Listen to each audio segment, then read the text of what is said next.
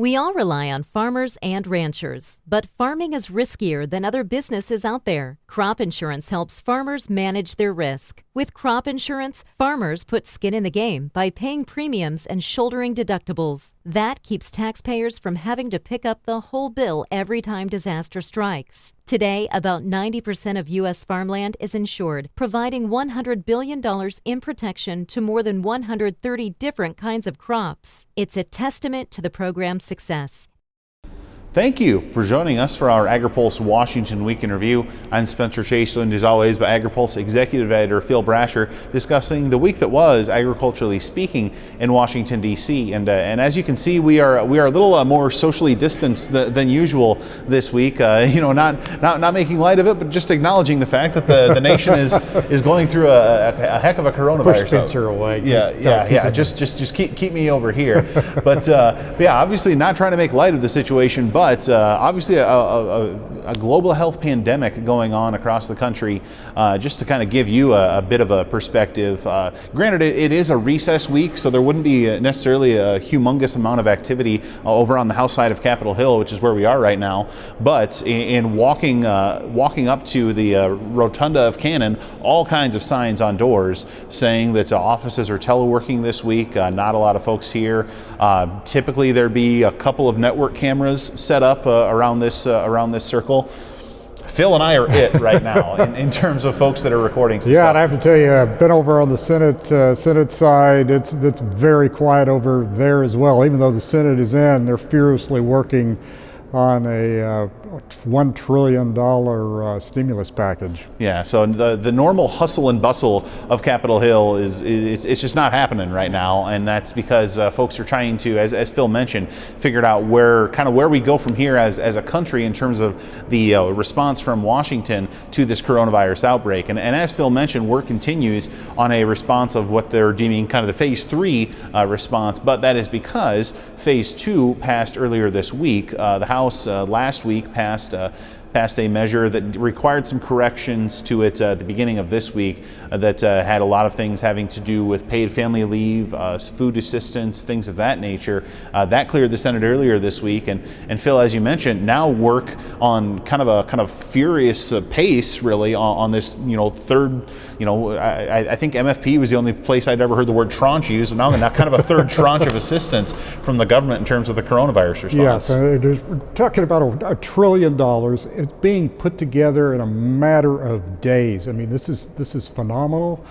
You can't imagine the work that's going on, the lobbying that's going on behind the scenes on this issue, and there are a number of several ag issues that they're at play and will be at play over the next several days as this is put together, negotiated with the House and with the White House. Mm-hmm. And if you've been staying tuned to agripulse.com the last couple of days, you already know the point I'm about to make. But, Phil, as we've been kind of covering this outbreak, all kinds of just unintended consequences of what a pandemic of this nature has on the ag industry. We've been texting and emailing about all kinds of different, story angles for us to explore in terms of how many people this is going to impact. We're talking cattle, we're talking ethanol, we're talking commodities. It's planting season now or will be soon. There's just all kinds of unintended consequences of this response. Right, and there's just so much uncertainty. You've got this huge shift that's going on from food service, schools, restaurants, over to the supermarkets. Any of you been to your grocery store? You've seen the empty shelves. The food is in the pipeline, but it takes a while to restock those shelves. So that's one issue. You've got this, continued fall in some commodity prices. That's just pretty painful to watch. And so many other issues. You have rural hospitals, rural broadband, just across the board, lots of uncertainty, lots of anxiety.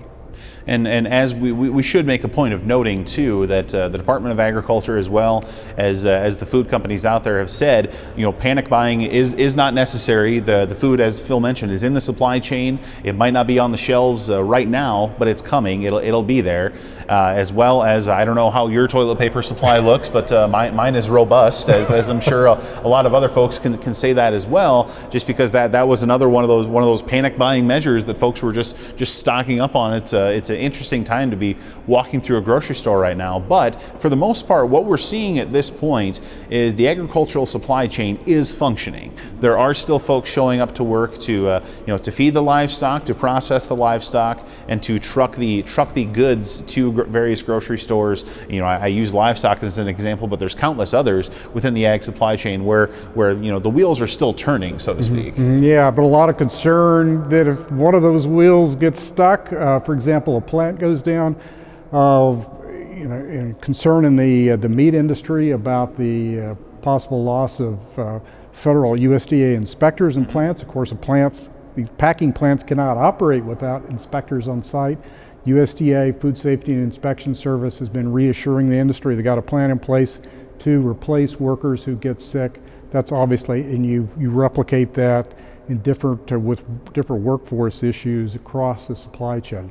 I think one of the things that are really positive that the folks watching this really need to appreciate is that I have watched, we have seen, is the importance this crisis has put on the food system in our agriculture in our country. We have certainly, the President came out with his recommendation this week for no public gatherings over 10 people for the next 15 days, in other words, through next week. Explicitly said in there that folks who work in the food and ag sector are critical, and they need to show up to work. There's really a recognition that agriculture and food is essential to this country. And obviously, you've been reporting on an effort to make sure that those workers get protected in any shelter in place or quarantines. Well, and the workers showing up to work, but also the transport of agricultural commodities as well, because in a lot of cases they'll get this food prepared, they'll get it processed at whatever factory or facility it's done. It's still got to go somewhere after that. I mean, they're not in the back of the grocery store chopping up a lot of the things that you end up buying, and so there has been that recognition of just what agriculture means especially to a country that's there's been I'm not going to throw out an estimate right now, but there have been all kinds of estimates of just how long some of these current restrictions might last. Some of the just the wide array of people that are teleworking instead of going to their offices on a regular basis. As Phil mentioned earlier, just this general cloud of uncertainty that the agricultural industry is operating under right now, as well as kind of the general public as a whole, as we await more information to see how some of these mitigation concerns are working to try and kind of flatten the curve, so to speak, of this coronavirus outbreak. And one of the things that we've been covering on this, and again goes back to the unintended consequences side of things, is the efforts to get ag workers into the United States to work on planting season efforts and a wide variety of other things that happen that migrant workers do in the United States.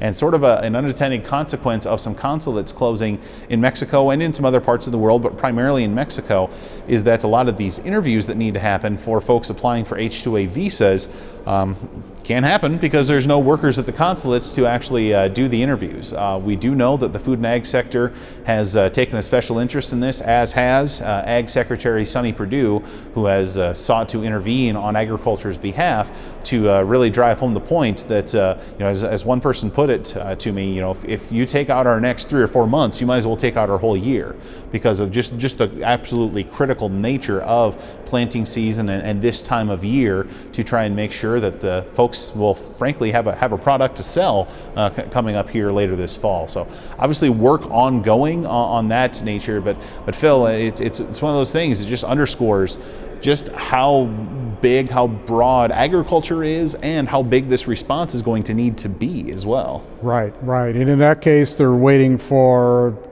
want the State Department to prioritize, do emergency interviews so that those workers can get approved and out into the fields here and across the country.